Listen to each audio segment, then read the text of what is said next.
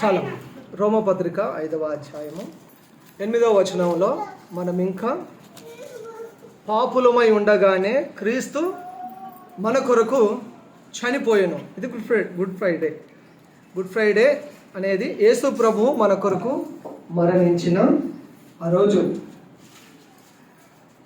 ఆయన ప్రేమ మనకు రక్షణ, ఆయన రక్తము మనకు విమోచన, ఆయన త్యాగము మన జీవితం, ఆయన గాయాలు మనకు స్వస్థత, ఆయన మరణం మనకు జీవము, ఆయన సిలువ మనకు విజయాన్ని ఇచ్చింది. సిలువ అనేది మన పాపాల కోసం దేవుడు చెల్లించిన ధర.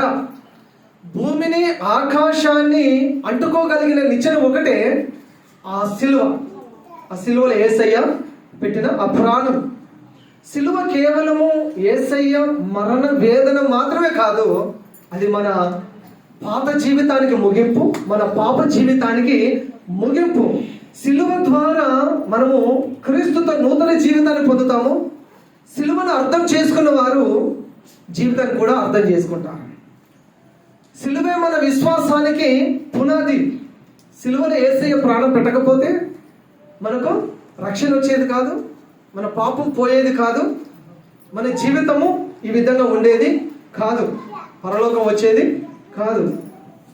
యేసు ప్రభు ఆ సిలువలో ప్రాణం పెట్టుట ద్వారానే మనకు అమూల్యమైన గొప్ప రక్షణ కలిగింది. దేవునికి స్తోత్రం, హల్లెలూయా. నెక్స్ట్ మరొక వాక్యం చదవండి. 1 యోహాను పత్రిక 1:7.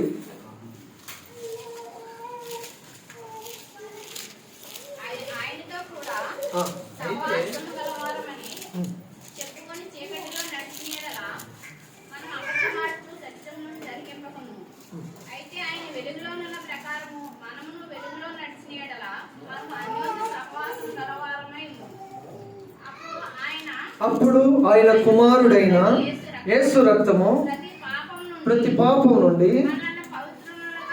మనలను పవిత్రులనుగా చేయును. యేసు రక్తము మన పాపములను కడిగి పవిత్రపరిచి, యేసు రక్తములో కడగబడాలి. యేసు రక్తంలో కడగబడాలి. యేసు రక్తంలో కడగబడితేనే పాప క్షమాపణ, శాప విమోచన, నిత్య జీవానికి మార్గం.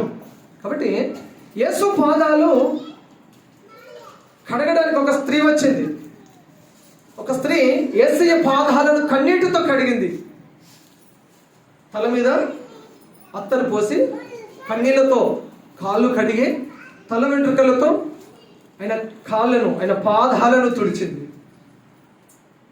ఆమె యేసయ్య పాదాలను తుడిస్తే యేసు ప్రభు శిష్యుల పాదాలను కడిగాడు. యోహాను సువార్త 13వ అధ్యాయంలో యేసయ్య శిష్యులను పాదాలను కడిగాడు. అప్పుడు పేతురు అన్నాడు, ప్రభువా, నువ్వు ఎంత మాత్రం నా పాదాలను కడగొద్దు, ముట్టొద్దు అన్నాడు. అందుకే యేసయ్య చెప్పాడు, నేను నీ పాదములు కడగకపోతే నాలో నీకు పాలు లేదు అని. నేను నీ పాదములు కడగకపోతే పాపక్షమాపణ రాదు అని యేసయ్య చెప్పినప్పుడు ఆయన అన్నాడు, నా పాదములు మాత్రమే కాదు, నా తల అంతా, నా శరీరం అంతా కడగండి అన్నాడు. స్నానం చేసిన వాడు కాళ్ళు కడుకుంటే సరిపోతుందని యేసయ్య చెప్పాడు. రక్షించబడిన వారు కాళ్ళు కడుకోవాలి.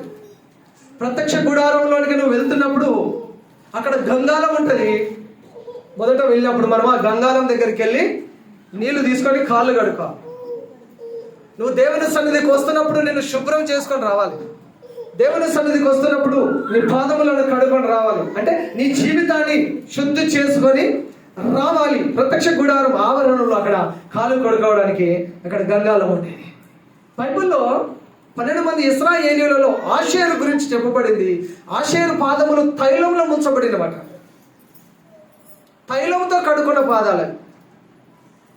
బైబిల్లో యేసుప్రభు మరణించి తిరిగి లేచిన తర్వాత 12 మంది శిష్యులలో ఒక శిష్యుడు తోమా, ఆయన నమ్మలేదు.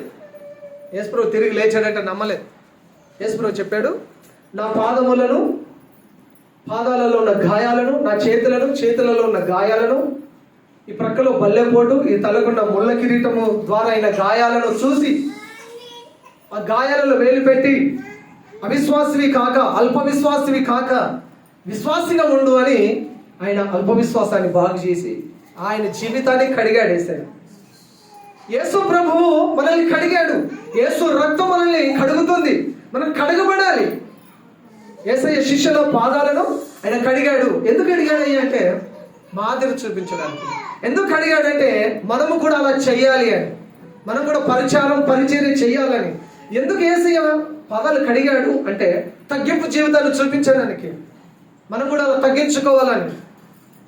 ఎందుకు కడిగాడంటే శుద్ధిగా ఉండాలి, పరిశుద్ధంగా బ్రతకాలి అని సింబాలిక్ చెప్పడానికి ఆయన కడిగి చూపించాడు. యేసయ్య జీవితము 33.5 సంవత్సరాల నిండు యవ్వన జీవితము. ఆయన ప్రతి క్షణం, every second is a model life.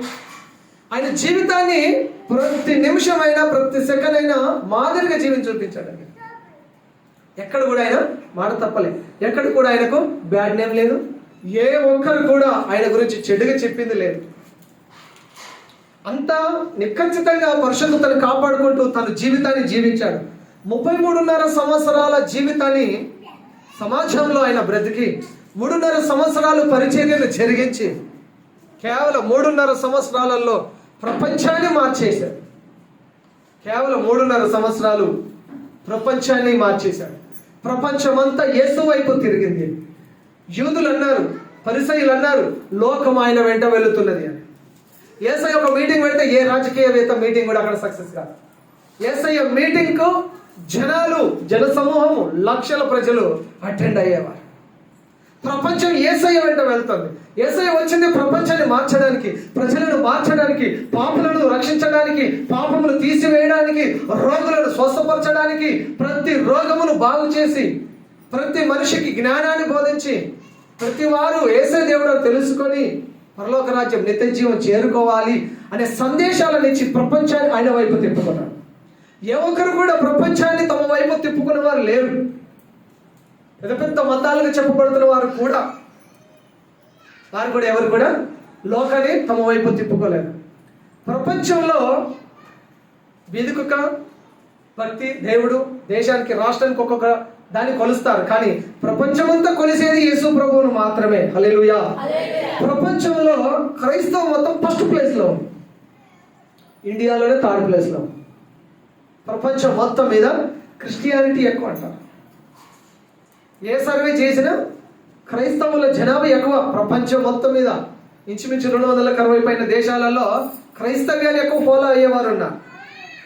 మనమే లేము. ఈ 30, 40, 50, 60 మంది మనమే లేము. యేసయ్యను ఫాలో చేసేవారు ప్రపంచంలో ఫస్ట్ ప్లేస్ లో, ఫస్ట్ రిలీజియన్ ఏదైనా ఉందంటే అది క్రైస్తవ్యం.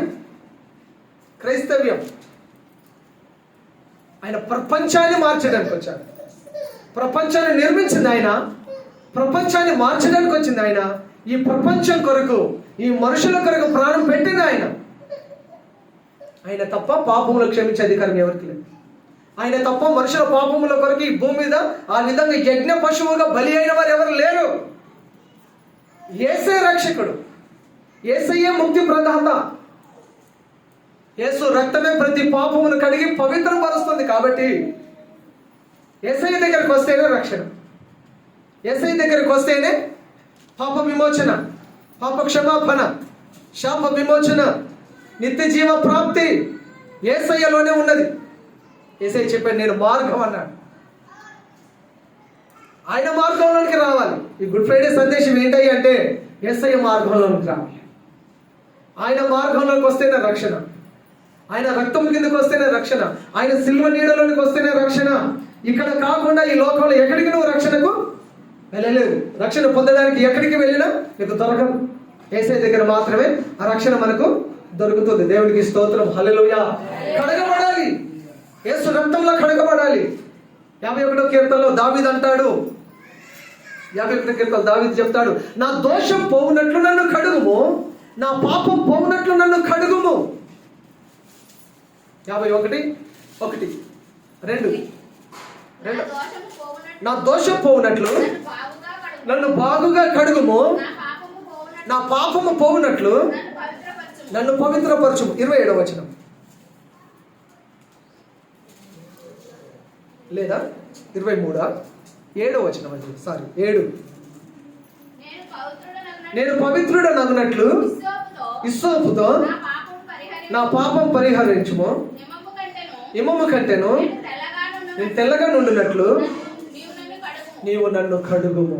కీర్తన 2 సార్లు నన్ను కడుగుము, నన్ను పరిహరించు, నన్ను కడుగుము, నన్ను కడుగుము, నీ రక్తంతో నన్ను కడుగు ప్రభు అని అడిగితే తప్పక మనకు రక్షణ, పాపక్షమాపణ, విమోచన దొరుకుతుంది. నా దోషం పోవునట్లు నన్ను కడుగుము, నన్ను హిస్సోపుతో కడుగుము, హిమము కంటే తెల్లగా నన్ను కడుగుము, నన్ను తెలుపు చేయి. ఏ సోపు ఏ షాంపు నేను కడగలేదు, నీ పాపం తీసేయలేదు, నీ మురికిని మాత్రమే తీసేస్తుంది. నరాల్లో జీర్ణించుకుపోయినా ఆ రక్తములో ఉన్న పాపాన్ని కడిగేది పాపం లేని పరిశుద్ధమైన యేసు రక్తం మాత్రమే. హల్లెలూయా.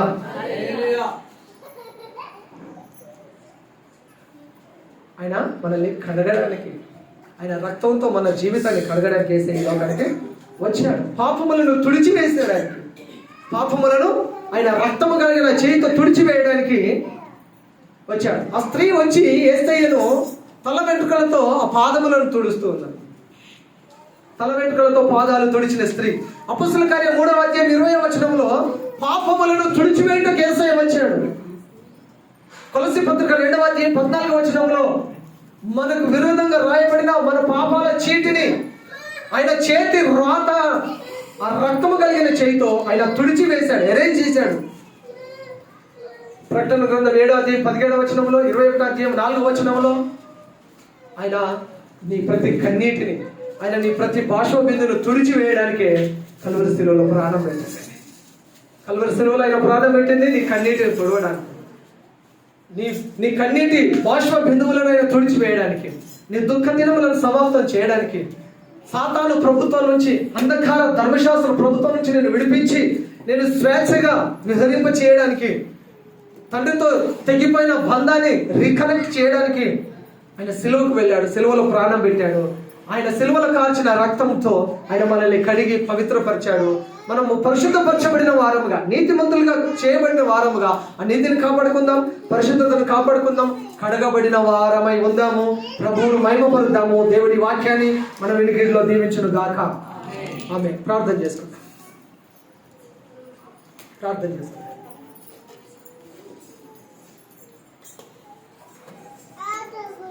హల్లెలూయా. ప్రార్థన చేసుకుని అందరు తలల నుంచి కళ్ళు మూసుకొని అడుగుతాను. దేవుని సన్నిధిలో ప్రార్థన చేస్తాను. ప్రభువుని అడుగుతాను. యేసయ్యా నీకు స్తోత్రం, ప్రభువా నీకే వందనాలు, దేవానికి స్తుతి చెల్లిస్తున్నాను. స్తోత్రమయ్యా, ప్రభువా నీకే వందనాలు, వందనాలు, వందనాలు, వందనాలు, వందనాలు. ప్రార్థన చేసుకుంటాము. విన్న వాక్యాన్ని బట్టి, వాక్య సందేశాన్ని బట్టి ప్రార్థన చేసుకుంటాము. గిరి ప్రార్థన చేసుకుంటాము. అందరం ప్రార్థన చేయించుకుంటాం. చిన్న ప్రార్థన వాక్యాన్ని వింటాం.